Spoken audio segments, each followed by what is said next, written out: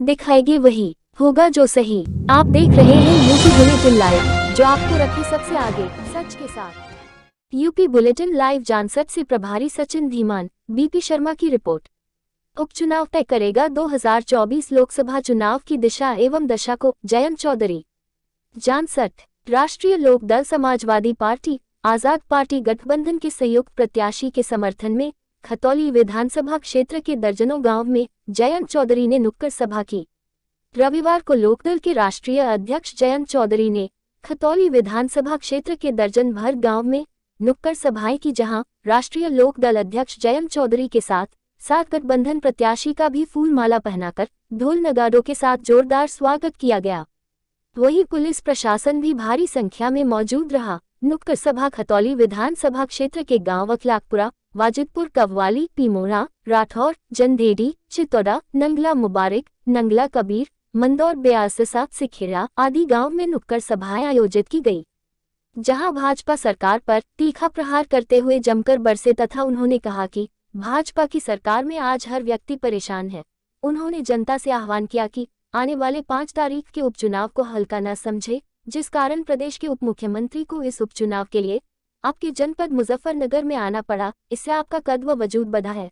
उन्होंने कहा कि प्रदेश में सभी गन्ने की मिलें चल चुकी हैं, लेकिन अभी तक गन्ने का मूल्य सरकार तय नहीं कर पाई है। मैं आप लोगों से आह्वान करता हूं कि अपना वोट सोच समझ कर दे। उन्होंने आगे कहा कि राष्ट्रीय लोकदल समाजवादी पार्टी, आजाद पार्टी गठबंधन प्रत्याशी मदन भैया आपके बीच में आए हैं, उन्हें आप भारी मतों से विजयी बनाएं। राजपाल सैनी ने अपने संबोधन में कहा कि कुछ लोग गलत प्रचार कर रहे हैं कि राजपाल सैनी को टिकट नहीं दिया गया। आपको बताने आया हूँ कि ये चुनाव राजपाल सैनी, जयंत चौधरी और मदन भैया ही लड़ रहे हैं। इसी दौरान पूर्व विधायक शामली हरेंद्र वर्मा ने कहा कि सरकार में भ्रष्टाचार, लूट खसोट, बेईमानी हो रही है और 2024 में भाजपा की सरकार को उखाड़ फेंकने का काम हम सब मिलकर करना है।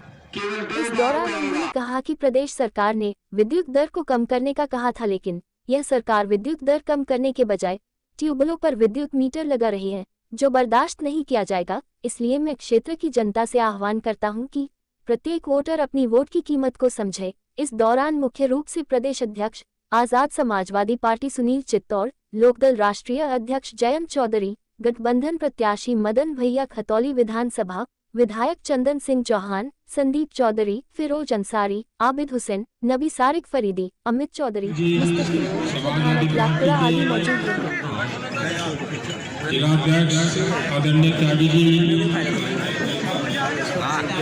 यहाँ का कई देर नेतृत्व करने वाले आदरणीय सैनी जी, हमारे परिवार के सदस्य, आपके लोकप्रिय विधायक रहे चंदन चौहान जी, हमारी शामली के विधायक, हमारी आजाद समाज पार्टी के प्रदेश अध्यक्ष, मेरे सभी आदरणीय। लेकिन साथ के साथ ये चुनाव हमारे आदरणीय मुलायम सिंह जी यादव और चौधरी अजीत सिंह जी को श्रद्धांजलि देने का भी है।